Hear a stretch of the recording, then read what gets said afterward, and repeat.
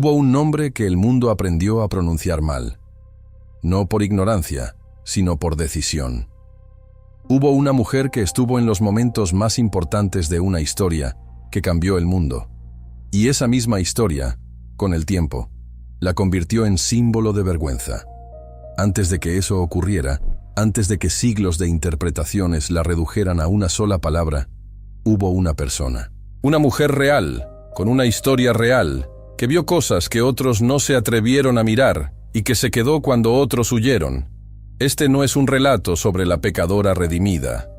Este es el relato de cómo una mujer fue borrada, reemplazada por una mentira conveniente, y por qué esa mentira no fue un error. Fue una elección. Su nombre era María. María de Magdala. Una ciudad a la orilla del lago de Galilea, conocida por su comercio, por su actividad, por ser un lugar donde la gente llegaba y se marchaba con rapidez. No era un pueblo de silencio. Era un lugar de movimiento constante, de voces superpuestas, de transacciones y encuentros. María creció en ese ambiente, no en los márgenes, no en el anonimato. En el centro de un mundo que tenía peso y textura, los textos más antiguos que hablan de ella no dicen que fuera pecadora, no dicen que ejerciera ningún oficio deshonroso. Lo que dicen es algo distinto, algo que en aquella época tenía una gravedad enorme, que había sido liberada de 7 demonios. Eso es todo. Esa es la única descripción que los evangelios más tempranos ofrecen sobre su condición anterior al momento en que su vida cambió. 7 demonios. En el lenguaje de la época, eso podía significar muchas cosas. Podía significar enfermedad, podía significar tormento interior, podía significar una vida al borde de sí misma. Lo que definitivamente no significaba era lo que durante siglos se le hizo significar. Nadie la llama prostituta en los textos originales. Nadie. Esa palabra no aparece ligada a su nombre en ningún documento del siglo I. No está en Marcos, no está en Lucas, no está en Juan, no está en Mateo. La palabra prostituta y el nombre de María Magdalena no se encuentran en las mismas páginas de ningún evangelio canónico. Eso no fue un olvido. Eso fue la realidad. Y sin embargo, en el año 591, un hombre con enorme poder tomó la palabra. Su nombre era Gregorio, obispo de Roma, y pronunció un sermón que cambiaría la historia de una mujer que llevaba 5 siglos sin poder defenderse. En ese sermón, Gregorio fusionó a varias mujeres distintas que aparecen en los evangelios. Una pecadora anónima que ungió los pies de Jesús con perfume, María de Betania, hermana de Lázaro, y María de Magdala. Las convirtió en una sola persona. Y a esa persona la llamó prostituta, sin evidencia, sin base textual, con una autoridad que nadie cuestionó. ¿Por qué lo hizo? Es una pregunta que tiene respuestas incómodas. María Magdalena, en los textos que Gregorio conocía, no era una figura menor, era central. Era la primera persona a la que el resucitado se apareció según el Evangelio de Juan. Era la mujer que, mientras los discípulos habían huido, se quedó al pie de la cruz. Era la que fue al sepulcro en la oscuridad de la madrugada. Era, en los textos que circulaban incluso antes de que el canon fuera cerrado, llamada apóstol de los apóstoles. Eso no es una interpretación posterior, es el título que le dieron los primeros escritores de la iglesia primitiva. Una mujer con ese lugar en la historia era incómoda para una institución que en el siglo VI estaba construyendo una arquitectura de poder muy clara, una arquitectura en la que las mujeres no podían predicar, no podían enseñar, no podían tener autoridad sobre varones. Si María Magdalena era apóstol, si era testigo privilegiada, si era figura de autoridad, entonces su existencia planteaba una pregunta que no convenía responder. ¿Por qué ella no puede hacer lo que él le encomendó? Si fue a ella a quien primero se apareció y a quien primero envió a anunciar. La respuesta más limpia, la más eficiente, no era silenciarla del todo, era ensuciarla. Si María Magdalena era una prostituta redimida, entonces su historia se convertía en un relato de misericordia, no de autoridad. Era un ejemplo de salvación, no un modelo de liderazgo. Era alguien a quien agradecer, no alguien a quien seguir. El problema es que esa historia era una mentira. Y era una mentira que se sabía que era mentira, porque los textos estaban ahí. Los mismos textos que Gregorio conocía decían lo contrario. Aún así, el sermón se pronunció, la imagen se instaló, y durante 14 siglos, nadie en el mundo occidental leyó el nombre de María Magdalena sin ver también la sombra de esa palabra que nunca le perteneció. Piénsalo un momento. 14 siglos. 40 generaciones de personas que al escuchar su nombre pensaban automáticamente en una pecadora. 14 siglos de pinturas que la representaban con el cabello suelto y la expresión arrepentida, con los ojos bajos y el cuerpo cubierto justo lo suficiente para que la insinuación estuviera siempre presente. 14 siglos en los que la figura de la mujer más cercana a Jesús, en los momentos más importantes, fue deformada hasta convertirse en el instrumento perfecto para enseñar a las mujeres qué lugar debían ocupar. No fue el único caso. La historia de la iglesia primitiva tiene nombres de mujeres en posiciones que más tarde la institución no pudo explicar cómodamente. Febe, llamada diáconos en las cartas de Pablo. Junia, llamada apóstol. Priscila, que enseñó a hombres. Lidia, que encabezó una comunidad. El patrón se repite. Donde había mujeres con autoridad en los textos originales, la historia posterior encontró formas de minimizarlas, reinterpretarlas o simplemente olvidarlas. Con María Magdalena la operación fue distinta, más quirúrgica y más brutal, porque su posición era demasiado visible para ignorarla. Había que reemplazarla, y la sustitución elegida fue la prostituta arrepentida. Lo que hace que esta historia sea extraordinaria no es solo lo que le hicieron a ella. Es lo que eso revela sobre cómo funciona el poder cuando necesita protegerse. El poder no siempre borra. A veces transforma. A veces toma una figura de autoridad y la convierte en un ejemplo de debilidad. A veces toma una historia de presencia y la convierte en una historia de vergüenza. Y lo hace con tal eficacia que siglos después nadie recuerda ya que hubo algo diferente antes, pero los textos sobrevivieron.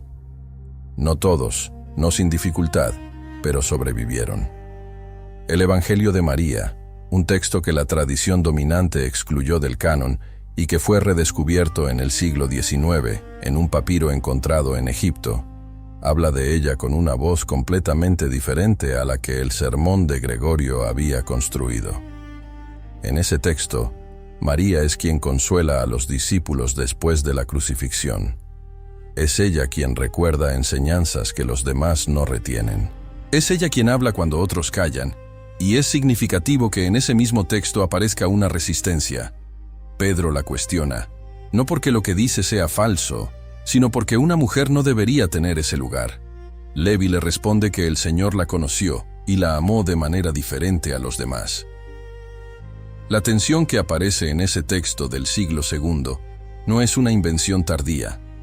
Es el eco de una disputa real sobre a quién le pertenecía la autoridad en las comunidades más tempranas.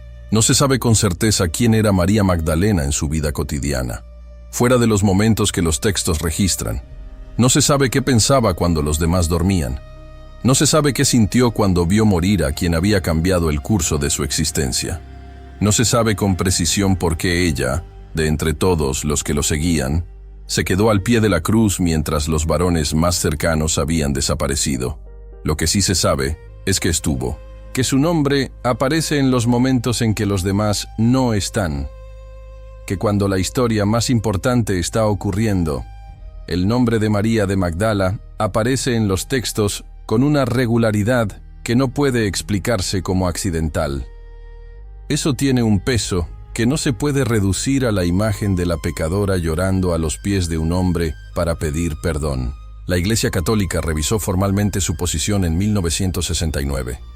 4 siglos después del Concilio de Trento y casi 14 siglos después del Sermón de Gregorio, Roma reconoció que la fusión de las tres figuras había sido un error. Desde entonces, litúrgicamente, María Magdalena es distinguida de la pecadora anónima y de María de Betania. En 2016, fue elevada al rango de fiesta litúrgica igual que el de los apóstoles, un reconocimiento que muchos intérpretes ven como una corrección tardía de lo que durante siglos se negó. Pero ese reconocimiento no llegó acompañado de un anuncio claro, de una explicación pública de lo que había ocurrido, de una disculpa por 14 siglos de deformación sistemática. La corrección fue discreta. La mentira había sido estruendosa. Y esa asimetría importa. Porque lo que se grita se instala. Lo que se susurra como corrección llega demasiado tarde para deshacer lo que el grito construyó.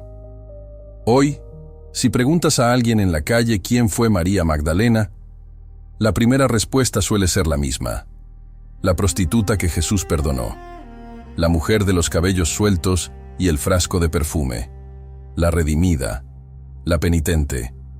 La imagen que Gregorio construyó en el año 591 sigue siendo más poderosa que la corrección que llegó en 1969. Eso no es casualidad, es la prueba de que la mentira cumplió su función.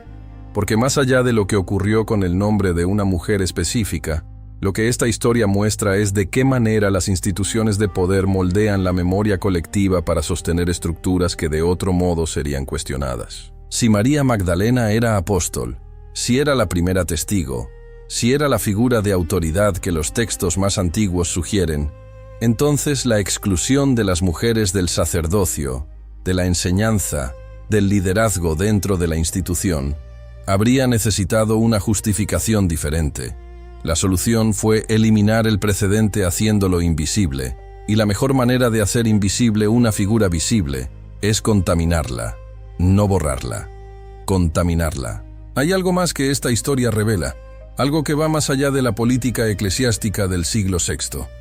Dice algo sobre la manera en que la sociedad en general ha tratado sistemáticamente a las mujeres que ocupan espacios de poder o de presencia. La respuesta habitual no es el argumento. La respuesta habitual es la reputación.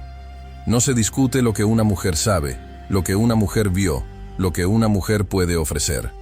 Se cuestiona su cuerpo, su historia sexual, su moralidad personal. Se la hace pasar por el filtro de la honra antes de que sus ideas sean escuchadas. Y una vez que la conversación se ha trasladado a ese terreno, ya no se habla de lo que ella dijo o hizo. Se habla de lo que fue. Eso es exactamente lo que ocurrió con María de Magdala. El debate no fue sobre si estuvo donde estuvo, si vio lo que vio, si fue la primera en anunciar lo que anunció. Ese debate no se tuvo. Se lo evitó convirtiendo la discusión en otra cosa. Y la otra cosa, durante 14 siglos, funcionó. Lo que sobrevivió, sin embargo, no se puede quitar. Que estuvo al pie de la cruz cuando otros se fueron, es un hecho registrado en los textos que la misma institución considera sagrados. Que fue al sepulcro en la oscuridad, es un hecho registrado en esos mismos textos. Que su nombre aparece antes que el de Pedro en la mañana que, para millones de personas, es el centro de la historia humana. Eso también está en los textos. No se puede deshacer. Solo se puede rodear de ruido suficiente para que deje de ser escuchado. Este relato no tiene posibilidad de saber con certeza todo lo que fue María de Magdala. La historia no nos lo permite. Pero sí tiene la posibilidad de nombrar lo que le hicieron. De decir con claridad que lo que la convirtió en símbolo de pecado no fue su vida, sino la decisión de alguien que necesitaba que ella no pudiera ser otra cosa. De decir que la palabra prostituta, en su nombre, no es una descripción, es una herramienta. Y de decir también que cuando finalmente el mundo comenzó a leer los textos con más cuidado, cuando los papiros olvidados volvieron a la superficie, cuando los historiadores comenzaron a hacer preguntas que antes no se hacían, la figura que emergió no fue la de la penitente con los ojos bajos. Fue la de una mujer que estuvo donde otros no estuvieron, que vio lo que otros no vieron, y que durante siglos fue castigada precisamente por eso. El nombre de María de Magdala merece ser pronunciado sin esa sombra, no porque su historia sea perfecta, o porque todos los detalles estén claros, sino porque la sombra que lleva no le pertenece.